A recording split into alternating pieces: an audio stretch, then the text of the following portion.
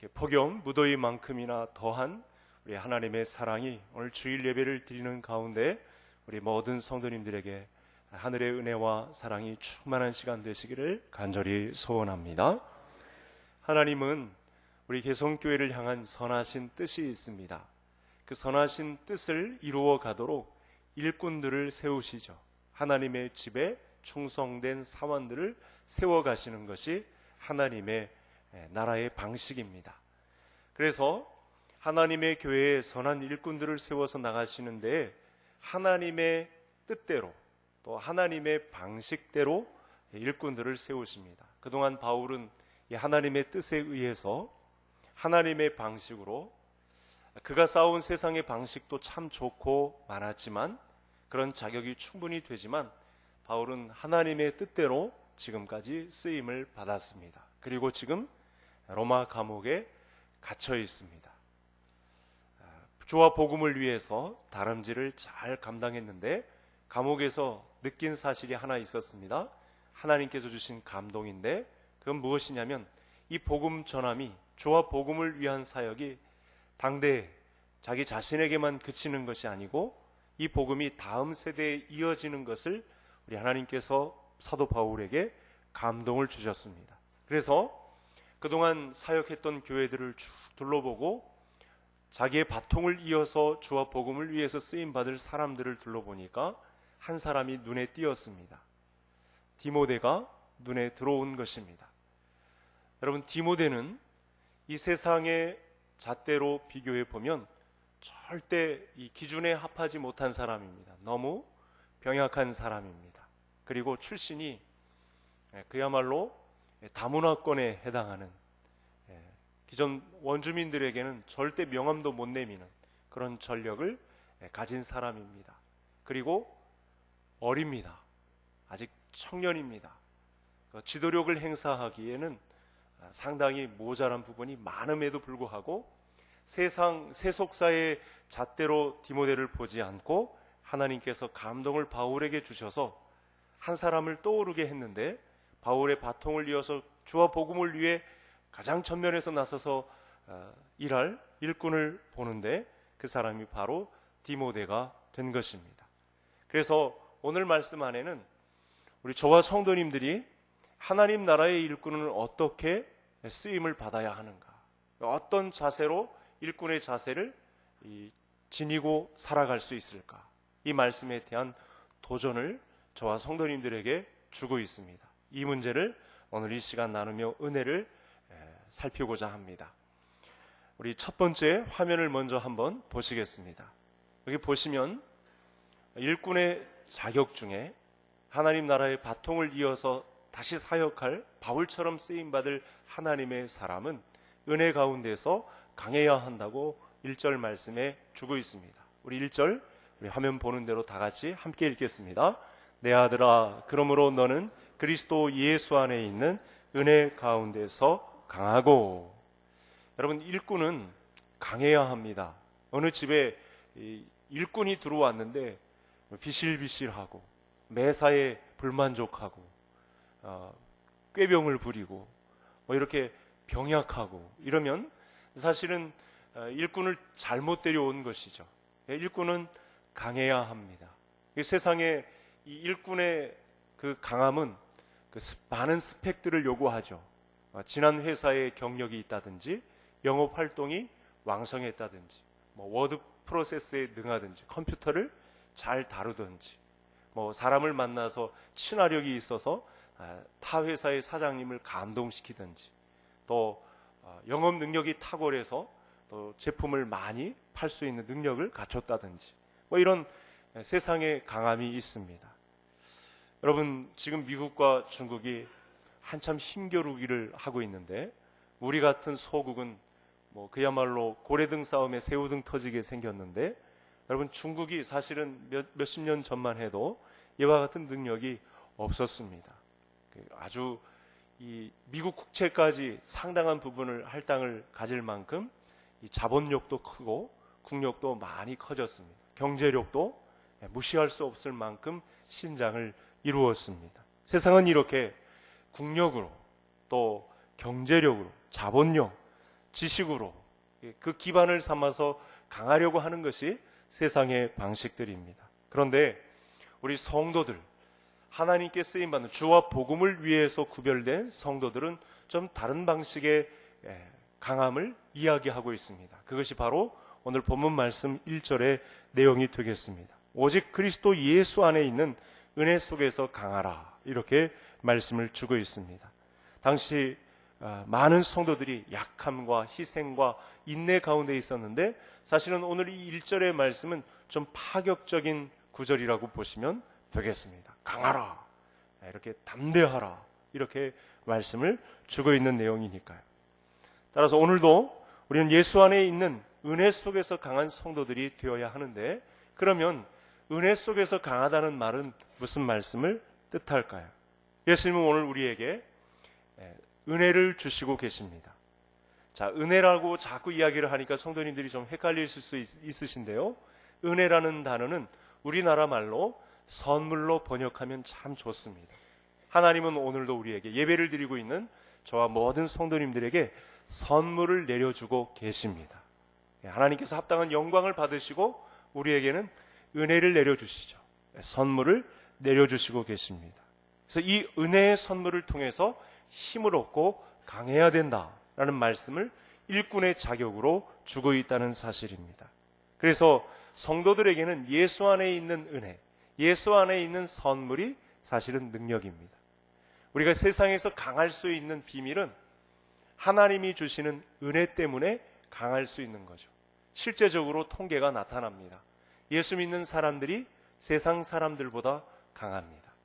우리가 세상의 스펙을 다 갖추어진 못했지만 오랫동안 신실하게 예수 믿는 사람들을 비교해 놓고 보면 육체적으로나 또 영적으로나 예수 믿는 사람들이 은혜 속에서 강한 비밀을 충분히 비교해 볼 수 있습니다. 여러분, 따라서 기독교는 결코 약한 종교가 아닙니다. 가난한 종교도 아닙니다. 왜냐하면 예수님께서 우리를 은혜 속에서 강하게 하는 존재이기 때문에, 예수님께서 은혜 속에서 우리 교회를 강하게 키워가는 존재이기 때문에 교회는 결코 가난하거나 약하다는 사실을 말하지 못합니다. 문제는 우리가 이 말씀을 제대로 받지 못하고 있고 또 이 은혜를 자꾸만 잊어버리고 때로는 은혜를 무시하고 간절히 의탁하지 못하는 것에 우리의 문제점이 있다는 사실입니다. 그러면 오늘 이 시간 우리가 강해지기 위해서 또 예수 안에 있는 은혜가 무엇인지 다시 한번 살펴봄이 필요합니다. 이 은혜를 성경을 중심으로 우리 성도님들에게 다시 한번 설명을 드리겠습니다. 여러분, 우리는 인류의 조상인 아담이 죄를 범하였고 전적으로 부패한 존재가 되었습니다. 그래서 죄로 부패한 존재는 하나님께 의롭다함을 존재가 하나도 없는 그런 상태로, 죽음의 상태로 전락하였습니다. 죄로 인한 부패는 율법의 행위로는 의롭다 하심을 얻을 육체가 단 한 존재도 없다고 로마서 3장에서 말씀을 주고 있습니다. 이런 비참한 인류를 위해서 하나님은 구원의 길을 제시하셨습니다. 이미 아담이 죄를 범하기 전부터도 행위 언약을 통해서 이 말씀을 주셨죠. 아담은 하나님의 말씀대로 살며 이것을 상징하는 나무의 열매를 따먹지 않으면 영생을 누리게 될 수 있는 그런 방법을 제시해 주셨습니다. 하지만 이 아담은 하나님의 창조주 되심을 거부하며 나무의 열매를 그만 따먹었습니다. 놀랍게도 그 행위 언약을 말씀하실 때 이걸 먹으면 반드시 죽는다라고 했는데 당장에 죽지는 않았습니다. 그렇게 말씀하시고 하나님은 아담을 찾아오셔서 이야기를 계속하셨습니다. 이야기의 내용의 골자는 이렇습니다. 여자의 후손을 너에게 보내서 이 여자의 후손으로 말미암는 구원을 다시 영생을 얻는 길을 얻게 해주겠다라고 말씀하시며 그 증표로 가죽옷을 지어 입히셨습니다. 여러분, 여기에 바로 우리가 지금 보고자 하는 강함, 바로 선물이 있습니다. 모든 사람은 죄를 범해서 하나님의 영광에 이르지 못합니다. 또 행위 언약대로 모든 사람이 율법을 지키지 못했기 때문에 죽어야 하는 것은 마땅합니다. 그런데 하나님은 아들 예수 그리스도를 여자의 후손으로 보내주셔서 그 피로 말미암아 화목 제물로 세우셔서 이 은혜를 선물로 주셔서 아들을 우리에게 내어주셔서 영생의 길을 우리에게 제시하셨다는 사실입니다. 예수님이 이 땅에 사람으로 오셔서 모든 율법을 지키시고 모든 사람을 대신해서 우리가 이룰 수 없는 하나님의 의를 대신해서 이루시고 십자가에 죽으시고 부활하셨습니다. 이에 따라서 예수님은 모든 사람을 대신해서 행위 언약을 지키신 것이고 또 그 덕에 우리는 은혜 언약을 받을 수 있었습니다. 사람들은 모든 율법을 지켜서 구원을 받는 대신에 예수님이 그의 피로 화목제물이 된 것을 믿음으로 구원, 영생의 길을 선물로 받게 된 것입니다. 여러분, 이와 같은 선물이 우리에게 주어지기까지 사람들이 한 일이라고는 하나도 없습니다. 그런 측면에서 하나님의 은혜라고 하는 것입니다. 하나님 편에서 선물이 주어졌다고 하는 것입니다. 이것을 믿음으로 받아들이는 자는 구원을 얻습니다. 여러분, 그러니까 세상에서의 강함은, 이 세속사 가운데 그리스도인의 강함은 세상의 스펙으로 강해지는 게 아닙니다. 여러분, 삶이 자꾸 어려워지고 고단해질수록 이 하나님의 은혜를 생각할 수 있는, 반드시 기억하셔서 은혜 속에서 강한 성도님들이 되시기를 간절히 소원합니다. 다 죽었다가도, 다 죽은 것 같다가도 나를 위해 그 피의 희생 제물로 말미암아 우리가 하나님과 함께, 예수 그리스도와 함께 그 하나님 나라의 상속자로 서게 했다는 그 은혜, 여기에만 서 있으면 죽었던 사람도 다 살아납니다. 방금 전까지 그야말로 극악한 죄를 범한 사람이라 할지라도 이 하나님의 은혜를 생각하면 제 자리를 찾게 되어 있는 것입니다. 이것을 1절 말씀에 우리에게 주고 있는 것입니다. 놀랍게도 이 믿음을 하나님께서 우리에게 선물로 주셔서 예수 그리스도를 믿음으로 받아들이게 하시고 또 이 모든 과정에서 자랑할 것이 하나도 없는 하나님의 은혜의 선물이었다고, 너희가 그 은혜에 의하여 믿음으로 말미암아 구원을 받았나니 이것이 너희에게서 난 것이 아니요 하나님의 선물이라. 이 말씀을 우리에게 주시며 다 죽은 것 같다가도 은혜 가운데서 소성할 수 있는 힘을 주셨다는 말씀입니다. 무더위와 폭염이 아무리 우리를 못살게 굴지라도 또 이 세상에 당할 수 있는 모든 고난이 성도님들을 억누르려 한다 할지라도 하나님의 은혜만 생각하면 강한 존재가 하나님의 사완에 충성된 종으로 서게 될 줄로 믿습니다.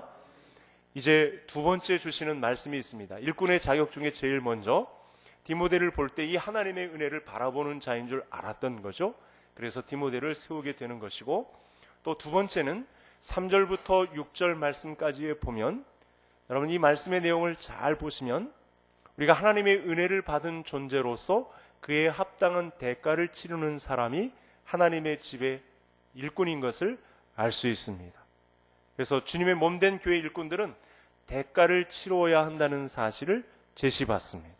하나님의 일꾼은요, 그냥 얻어지는 자리가 아닙니다. 사실은 디모데가 어리지만, 출신 성분이 약하지만, 그리고 병약하지만, 또 지도자의 자격이 없는 이 세상의 강함에 의해서 한참 미달된 사람이지만 벌써 두 가지가 나타났습니다. 어떤 일이 있었냐면 은혜 속에서 강한 사람입니다. 세상의 일꾼의 자격으로는 절대 미치지 못하는 사람이지만 하나님의 은혜를 아는 자였습니다. 그리고 그에 합당한 대가를 치를 수 있는 준비가 된 사람입니다. 약하지만, 병약하지만, 어리지만, 출신 성분이 형편없지만 하나님 나라와 의를 위해서 대가를 치를 준비가 되어 있었던 청년이었던 거죠. 그러함에도 불구하고, 그래서 오늘 이 3절부터 6절까지의 말씀을 보면 우리가 지난 시간 야고보서 말씀을 2017년 12월부터 6월 초까지 우리가 살펴보았는데 이 야고보서의 주된 내용이 있었습니다. 오늘 이 두 번째에 해당하는 내용을 성도님들과 함께 나누었는데 그때 말씀이 이런 내용입니다. 무슨 말씀이냐면 영혼 없는 몸이 죽은 것 같이 행함이 없는 믿음은 죽은 것이라 라고 말씀하신 내용과 일맥상통합니다. 여러분, 예수님을 믿으면서도요, 이렇게 누워서 감 떨어지기를 바라는 신앙에 해당하는 사람들이 굉장히 많습니다. 하나님이 다 해주시겠지 이러고 누워만 있는 신앙인들이 있는가 하면 이 두 번째에 해당하는 말씀으로 우리가 균형을 이루어야 합니다. 하나님의 은혜가 우리에게 이렇게 폭포수와 같이 예수님의 피로 쏟아졌다면 그에 합당한 대가를 치르는 삶도 있다는 것, 이렇게 말씀의 균형을 이루어야 하는 자리가 있다는 사실을 알아야 하는 것입니다. 자, 그러면 우리 예수 그리스도의 은혜가 이렇게 폭포수처럼 우리에게 임했다면 우리가 어떤 대가를 치루어야 할까요? 이 말씀을 이제 마지막으로 살펴보겠습니다. 화면을 또 보시겠습니다. 우리 4절의 말씀 다 같이 읽겠습니다. 병사로 복무하는 자는 자기 생활에 얽매이는 자가 하나도 없나니 이는 병사로 모집한 자를 기쁘게 하려 함이라. 자기 생활에 얽매이지 말라는 것은 이 일의 목적과 동기가 내 유익이 아닌 나를 모집한 사령관의 이 뜻의 방법과 목적을 맞추라는 내용이 되겠습니다. 여러분, 군사로 모집된 자가, 우리나라가 군사로 모집하는 이 일에 참 익숙한 나라인데 병사로 모집된 자가 그 군 병영 생활 속에서도 자기의 유익과 목적과 방법대로 움직이면 그건 총살감이 되는 것입니다. 병사로 모집한 자의 사령관의 이 국방부의 또 나라의 뜻대로 움직이는 삶을 살아야 하는데 그 내용을 바울이 지금 자기 생활에 얽매이지 않는 자로 일꾼을 뽑았다는 것입니다. 디모데는 병약하지만 출신 성분이 형편없지만 어린 지도자이지만 바로 자기 생활에 얽매이지 않는 강점을 갖고 있었다는 것이죠. 이것이 일꾼의 자격에 아주 중요한 첫 번째 위치에 차지하는 것입니다. 그래서 저와 성도님들은 오늘 이 시간도 날마다 자기 부정을 감당하는 은혜가 있기를 소원합니다. 교회 성도로 모집되었으면서도 자꾸 자기 주장을 펼치고 자기를 부정하지 않는, 이미 자기를 죽은 자로 여기지 않는 이런 목이 곧은 자가 되면 하나님의 의를 이룰 수가 없다는 사실입니다. 그래서 우리 저와 모든 성도님들은 내 안에 자리 잡은 욕망, 이 죄의 부패, 이런 것들이 일어나지 않도록 내 생활에 얽매이지 않는 삶을 힘써야 합니다. 그래서 우리 성도님들한테 수시로 일어나는 오락이나 방종에 우리 성도님들을 내어 맡기면 안 됩니다. 여러분, 청소년들만 이렇게 지적할 것이 아니고요. 자, 이런 말씀을 드리기가 힘든데 이 핸드폰 보급이 이렇게 막강하게 퍼지면서 어른들조차도 이 게임에 그 시간에 하나님의 말씀 보고 기도하고 성도를 사랑하고 선교하고 전도하고 하는 일에 매진해야 되는데 이런 오락이나 방종에 많은 시간을 뺏기면서 신앙생활에 이 방탕함을 조장하는 것에 성도님들의 영혼을 뺏기는 영역이 있다는 사실입니다. 무시할 수 없는 심각한 영역이죠. 여러분, 오늘 이 4절의 말씀을 통해서 우리 성도님들 가운데 또 이와 같은 말씀을 참 드리기가 힘들음에도 불구하고 제가 말씀에 의해서 강한 어필을 좀 하겠습니다. 여러분, 세상 연락을 즐기는 것들을 끊어야 합니다. 나를 병사로 모집하신 우리 예수님 앞에 성도님들이 즐기는 술, 성도님들이 혹시 아직까지 끊지 못하고 있는 담배, 또 혹은 도박, 혹은 내기, 혹은 마약, 어떤 중독에 해당하는 성도님들의 영혼을 파괴하는 것들로 영혼을 파괴하는 이런 방종, 이런 오락을 끊어야 합니다. 세상 연락을 정리하셔야 합니다. 여러분, 나를 모집한 총사령관에 반하는 그 목적과 방법을 내 마음대로 쓰면 그 군 병영 생활의 총살감입니다. 최소한 남한산성을 가야 합니다. 바로 이 말씀에 자기 생활에 얽매이지 않는, 하나님의 은혜 속에 강할 뿐더러 자기 생활에 얽매이지 않는 자가 주와 복음을 위해 쓰임받는 일꾼의 자격이 된다는 말씀을 주고 있다는 것입니다. 잘 알고 있습니다. 얼마나 끊기 힘듭니까?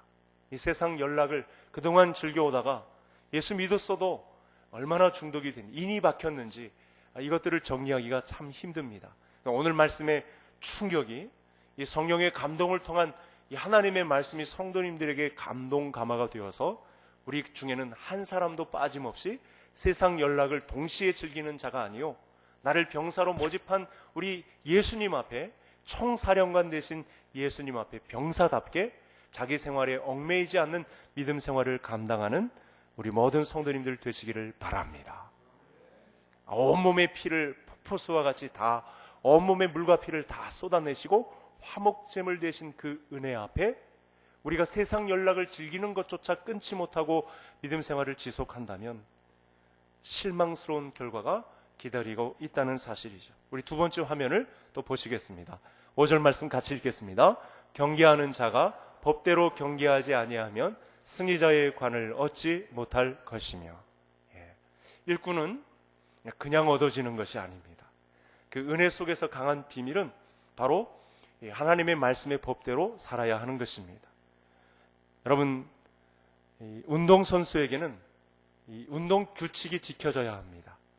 우리가 좀 전에 월드컵 기간을 지났는데 우리 성도님들도 간혹 보신 분들은 알겠지만 이 우승이나 또 등수에 두는 나라들 중에 심판이 보지 못하고 또 관중들조차 속이고 그렇게 등수를, 순위를 차지한 몇몇 나라들이 있습니다. 여러분, 그렇게 반칙하면서 등수를 결정지어졌다면 그것이 무슨 유익이 있겠습니까? 여러분, 반칙하면서 1등 한다 한들 그 1등이 무슨 의미가 있겠습니까? 여러분, 오늘 본문 말씀이 우리에게 주는 아주 중요한 교훈이 있습니다. 믿음의 성도들은 절차와 과정을 중요시하는 성도가 되어야 한다는 것입니다. 세상은 막 반칙하면서 빨리 가는 것을 이야기하잖아요. 부모님들도 자녀들에게 성공하기 위한 묘책을 자녀들에게 줄 수 있잖아요. 야, 저기가 지름길이니까 반칙하면서 빨리 가. 로또 인생, 한방 인생을 막 꿈꾸잖아요. 그러나 성경은 절대 이 절차와 과정을 무시하지 않는다는 사실입니다. 하나님이 싫어하시는 것이라면 여러분, 성도님들에게 지금 어떤 유익이 있는 것이라도, 진행되는 과정이 있다 하더라도 도중에 포기하셔야 합니다. 반칙하면서 세상의 성공과 부를 이루는 방식이, 이 세속사의 방식이 자리 잡은 것이라면 빨리 내려놓으셔야 합니다. 하나님이 원하시는 일이라면 어떤 손해가 오더라도 빨리 접어야 합니다. 그것이 오늘 말씀 5절의 내용이 되겠습니다. 자, 마지막 세 번째 문제를 우리 저기 나와 있는 말씀을 한번 같이 5절 6절의 말씀을 같이 읽겠습니다.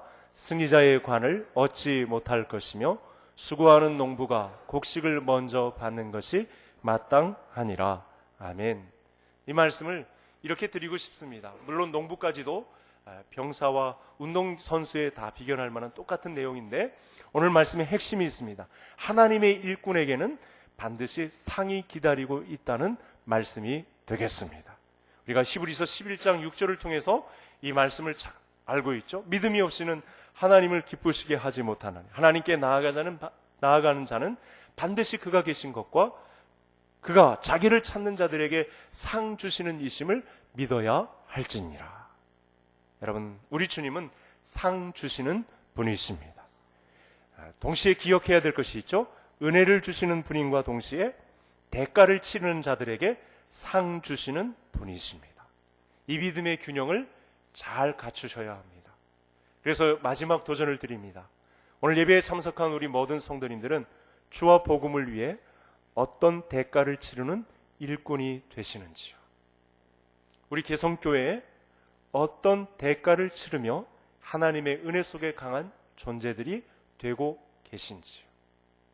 오늘 말씀, 주와 복음을 위해 어떤 일을 하고 어떤 대가를 치르고 계신지 돌아보시고 하나님이 예비하신, 그 은혜 속에 예비하신 하늘의 상급을 다 받아 누리는 우리 개성의 모든 성도들이 되시기를 주의 이름으로 축복합니다.